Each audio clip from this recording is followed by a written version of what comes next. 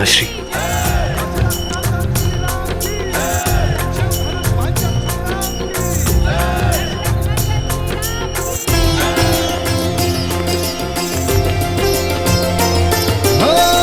मंगल भवन मंगल द्रवहु सुदसर। अयोध्या से जब विदा ली थी तो पुत्र तुम दशरथ नंदन थे, और आज तुमसे यहां भेंट हो रही है तो मैं राम का पिता हूं। इतने कम दिनों में मेरा पुत्र इतना बड़ा हो गया।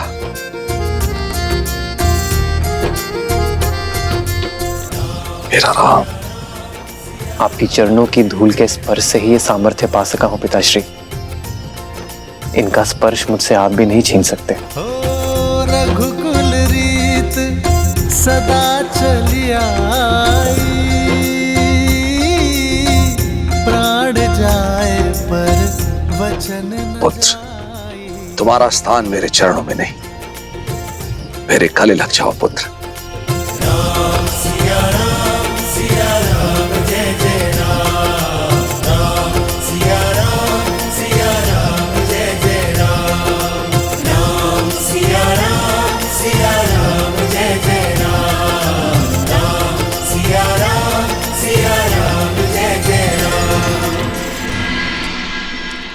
प्रणाम पिताश्री। पुत्र लक्ष्मण, आयुष्मान भव।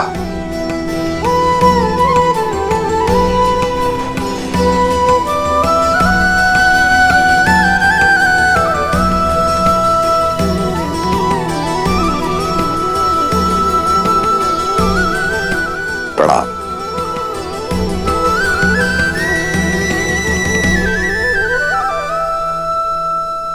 भूलोक पर कोई माया या दिव्य प्रदर्शन नहीं, अन्यथा हमारा भांडा फूट जाएगा और मेरा भोग छूट जाएगा। अब वेश परिवर्तन करें।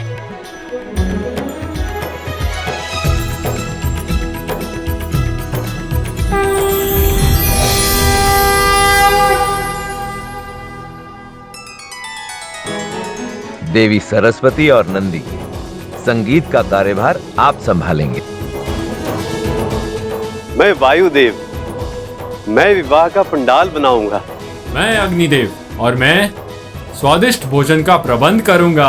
और मैं आपका सहायक बन जाता हूँ। भोजन जाएगा तो रसोई घर से बन के ही ना। उचित है, मैं इस समूह का मुखिया बनूं, त्रिलोकदर्शी साधु। और मैं आपकी सेविका।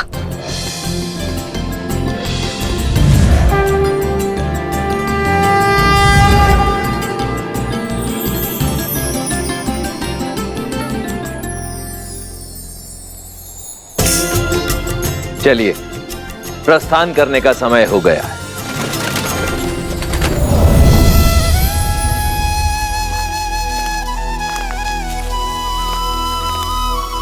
प्रभु, हम तो आपके ही पधारने की प्रतीक्षा में थे।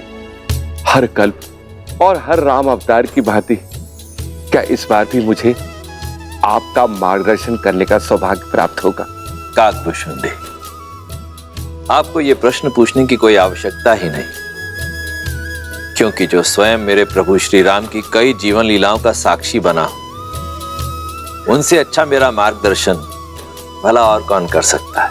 प्रभु, मार्ग तो मां सीता और प्रभु राम दिखा रहा है इस संसार को। प्रेम का मार्ग, त्याग का मार्ग और समर्पण। यह है मेरी पुत्री सीता। प्रणाम पिताश्री। सदा सौभाग्यवती भवा। और क्या आशीर्वाद दूं तुम्हें पुत्री। रूपशील हो, गुणवती हो, और सात्विकता तो तुम्हारे मुख पर है ही। अपने तेज से अपनी अयोध्या को सदैव दमकाती रहना पुत्री।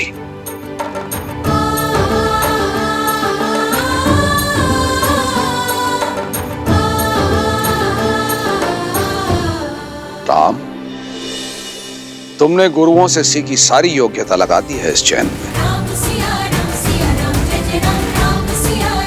विराजे।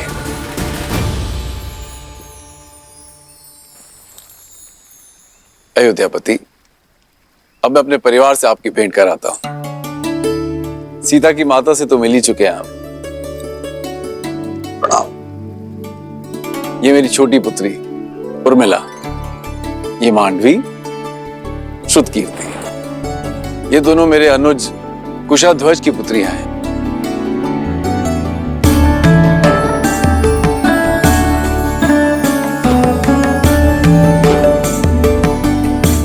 महाराज, यदि आपको कोई आपत्ति ना हो तो क्या मैं आपसे एक प्रश्न पूछ सकता हूं? आचार्य, आप श्री राम के गुरु हैं, आपको अनुमति की आवश्यकता नहीं है। पूछिए, क्या पूछना चाहते हैं आप? महाराज, आपके कुल की पुत्रियां अनुपम तेज युक्त है, किंतु आपको कभी पुत्र प्राप्ति की इच्छा नहीं है?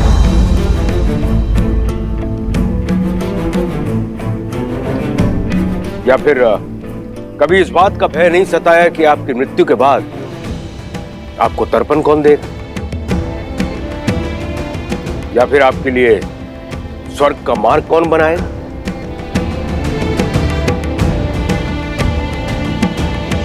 क्षमा चाहता हूं ऋषिवर, किंतु मैंने वेद, उपनिषद, स्मृतियों का गहन अध्ययन किया, किंतु कहीं भी ऐसा कोई उल्लेख नहीं कि पुत्रियों का मान, उनका पद, उनके अधिकार किसी भी रूप में पुत्रों से कम या नीचे होते हैं। न मान में, न पद में, न ही अधिकार में।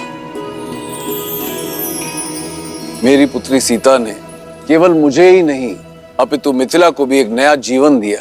बंजर भूमि में अमृत की बूंद बनकर उभरी मेरी पुत्री सीता। जिस पुत्री ने मिथिला को नरक से बचाया, उस पुत्री के होते मुझे स्वर्ग की क्या चिंता ऋषिवर। और सत्य तो यह है, सीता के जन्म के बाद मैंने मृत्यु और मृत्यु के बाद की चिंता करना बंद कर दिया है। अद्भुत, अद्भुत मिथिला नरेश। आज मुझे मेरे एक और प्रश्न का उत्तर मिल गया। किंतु महाराज, मैं ठहरा नास्तिक और लोगों का यह मानना है कि मुक्ति जो है पुत्र प्राप्ति के बाद ही होती है। कदाचित मेरे मुक्ति के मार्ग के लिए ही महादेव ने मुझे एक योग्य पुत्र दे दिया है, मेरा जमाता राम।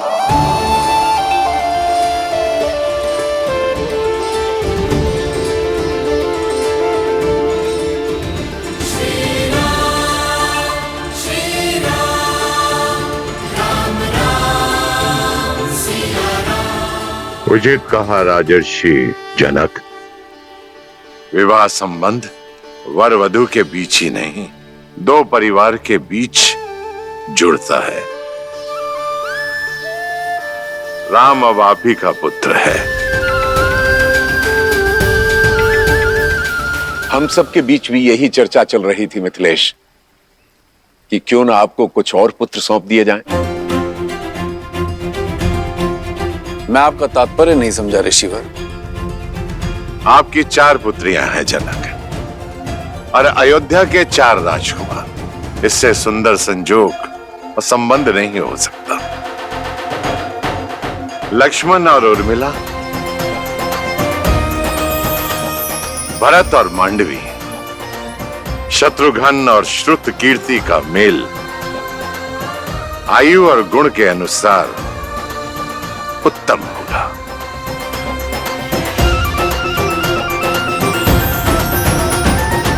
आपका क्या विचार है इस विषय में अयोध्यापति? ऋषिवर, इससे बड़ा सौभाग्य तो हो ही नहीं सकता, किंतु इसमें मिथिलापति का मत जानना भी अति आवश्यक है। मेरे कुल की 4 पुत्रियां सूर्य वंश के आंगन में जाएं, इससे बड़ा सौभाग्य मेरे लिए और क्या हो सकता है अयोध्यापति। मिथिला कुमारियों की अपने बहनों से बिछड़ने की चिंता भी समाप्त हो जाएगी, किंतु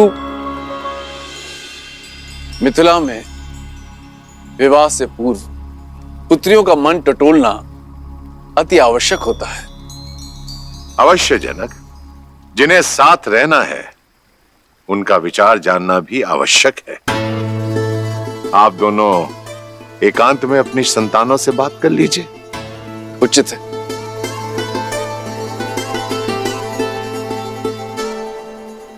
बोलो अनुज, प्रसन्न हो?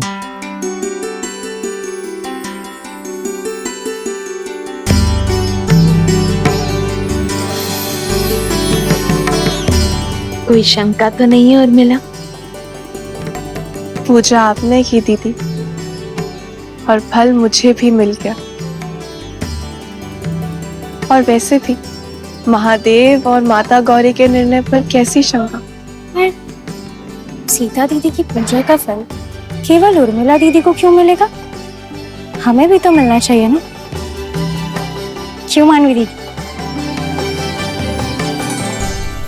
कितनी बार निवेदन करूंगा भाई, अयोध्या से संबंधी पधारे हैं। कुमारी जानकी के विवाह तक कोई भीतर नहीं जा सकता।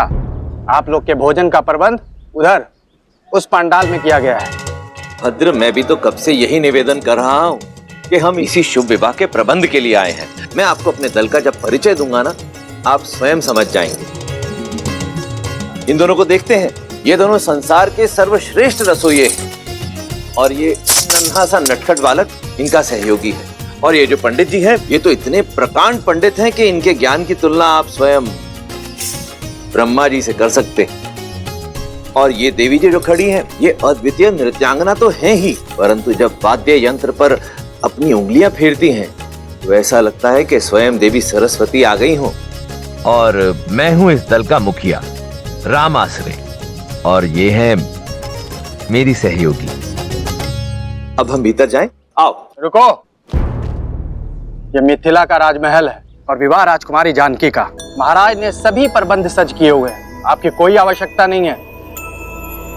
और हाँ, भोजन करना है तो आप लोग उधर जा सकते हैं। भोजन नहीं, हमें तो प्रबंध देखने जाने दीजिए। जाओ।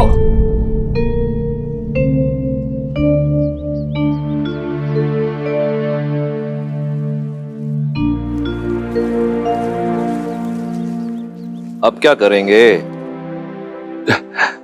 प्रभु, मुझे आज्ञा दें। उचित है, आप जाइए। जी। मुझे भी आज्ञा दीजिए प्रभु। अब आपको किस बात की आज्ञा चाहिए? और कितनी देर प्रतीक्षा करें प्रभु? मैं अदृश्य बनकर वहां चला जाऊं? अदृश्य होना तो हमको भी आता है वायुदेव, पर दिव्य शक्ति प्रयोग नहीं करनी ना। गणेश, अदृश्य होकर बहना मेरा अधिकार है, और सबसे पहले भोग ग्रहण करना मेरा अधिकार है। मैं चलूं पिताजी? कोई कहीं नहीं जाएगा, सब यहीं प्रतीक्षा करेंगे। मैं कुछ सोचता हूँ। जो भी सोचना है शीघ्रता से सोचिए, भूख से मेरा पेट दर्द कर रहा है।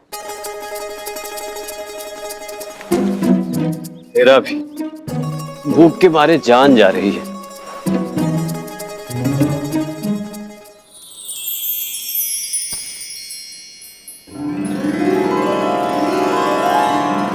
भूख से मुंह कुमला गया है पुत्र, ये लो खाओ। इस पे मेरा अधिकार है। अरे तुम तो और भी ज्यादा भूखे लग रहे हो। लो ये पूरी टोकरी तुम ही रख लो। ये टोकरी का मैं क्या करूंगा माता, मुझे तो केवल ये रसीले फल चाहिए।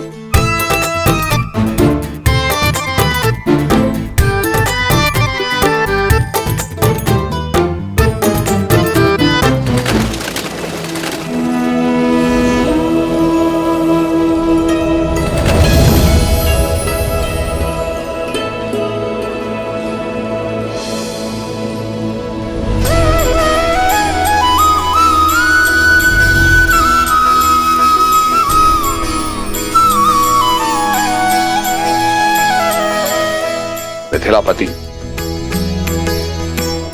मेरे चारों पुत्र विवाह के लिए सज्ज हैं राजऋषि। मेरी पुत्रियां भी महाराज।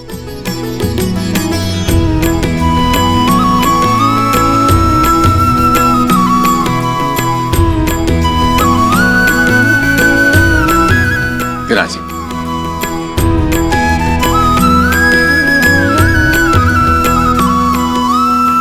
तो राजगुरु सतानंद, आज्ञा गुरु जी। तो विवाह की तिथि निकलवाई जाए। मैं शीघ्र अति शीघ्र संसार के इस पावन मंगल विवाह की तिथि निकालता हूं। रुको सदानंद,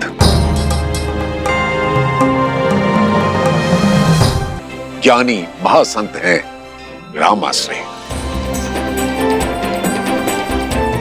उनकी बताई तिथि में कण मात्र भी त्रुटि नहीं होती है। मेरे अनुरोध पर वे अपने समस्त शिष्यों के साथ यहां पधारे हुए हैं।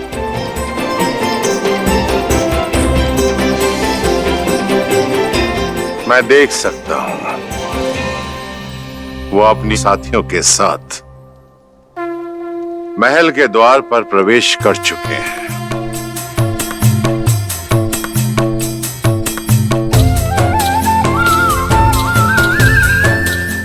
अद्भुत दृश्य है, अद्भुत। राम के विवाह की तिथि राम आश्रय निश्चित करेंगे। राम, जाओ जाकर उन्हें ससम्मान अंदर ले आओ। जी आचार्य। पुत्री सीता, उनके साथ उनकी एक सेविका और कुछ साथी भी हैं। उनका तुम स्वागत करो, मंगलमय होगा। जो आगे।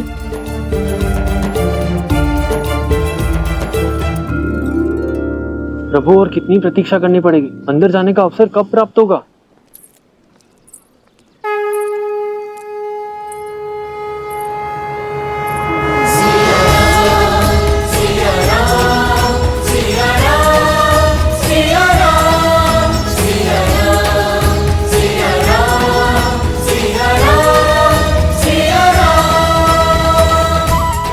हम सबकी प्रतीक्षा समाप्त, क्योंकि हम सबका स्वागत करने के लिए स्वयं नारायण और देवी लक्ष्मी पधार रहे। आदर्श और मर्यादा है ये कथा महापावनम, काटे मद श्री से मिलाने श्रीमद् रामायणम, श्रीमद् रामायणम, श्रीमद् रामायणम।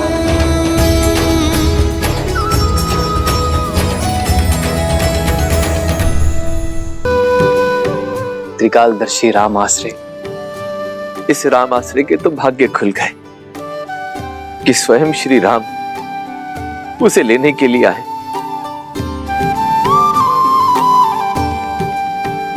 देवी गौरिका समेत आप सभी को सीता का प्रणाम।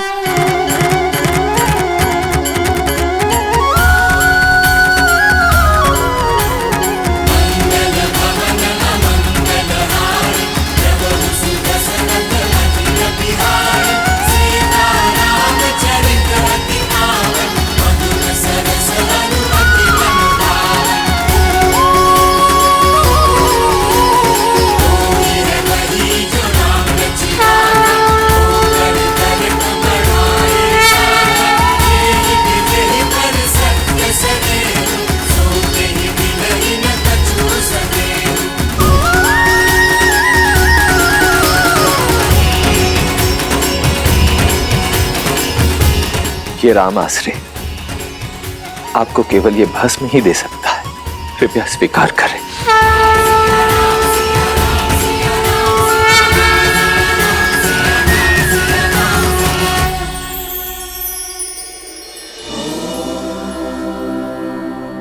जगत पूजे जगत वंदे सर्वशक्ति स्वरूपिणी।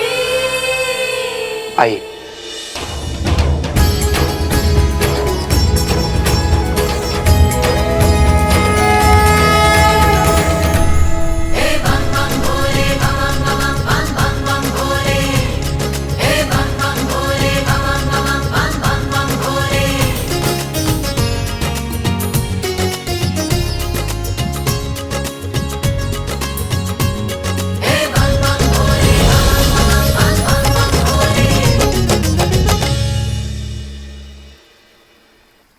महाराज, ऐसी माया तो बहुत से लोगों के हाथ में है, किंतु क्या ये केवल मनोरंजन के लिए है या फिर इसका कोई और अर्थ है? यदि मन में भावना सच्ची हो तो पाषाण में भी भगवान, और यदि भावना सच्ची ना हो तो भगवान भी पाषाण है। भद्र जाबाली। परंतु आप तो नास्तिक हैं, इसलिए इस तथ्य से अनभिज्ञ हैं।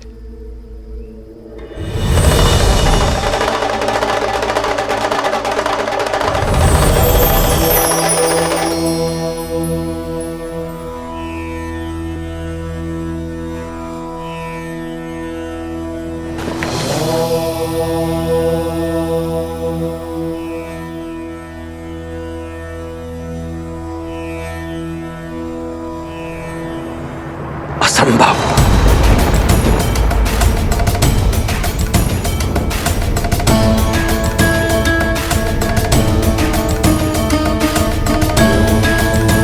कोई समस्या है महाशय?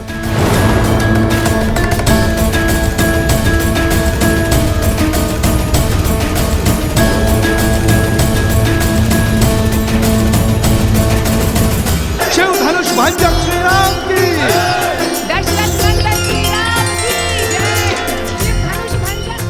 पिताश्री,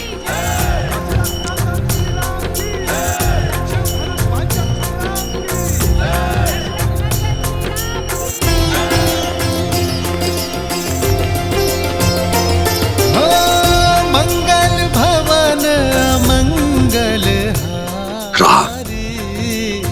द्रवहु सुदसर। अयोध्या से जब विदा ली थी तो पुत्र तुम दशरथ नंदन थे, और आज तुमसे यहां भेंट हो रही है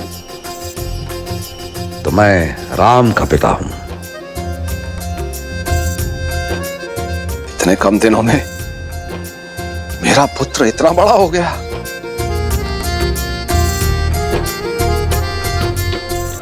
मेरा राम। आपकी चरणों की धूल के स्पर्श से ही ये सामर्थ्य पा सका हूं पिताश्री। इनका स्पर्श मुझसे आप भी नहीं छीन सकते। रघुकुल रीत सदा चली आई,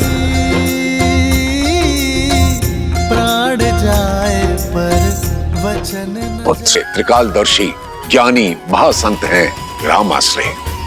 हम सबकी प्रतीक्षा समाप्त हुई, क्योंकि हम सबका स्वागत करने के लिए स्वयं नारायण और देवी लक्ष्मी पधार रहे।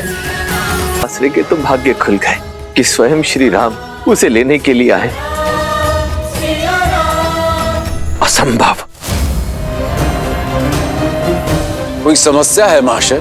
ये चारों पुत्रों का विवाह एक ही लग्न और एक ही मुहूर्त में हो बहुत ही आनंददायी है ऋषिवर, किंतु इस कारण मैं एक धर्म संकट में आ गया हूं। हमारे विवाह का मुहूर्त आपके लिए धर्म संकट पिताश्री?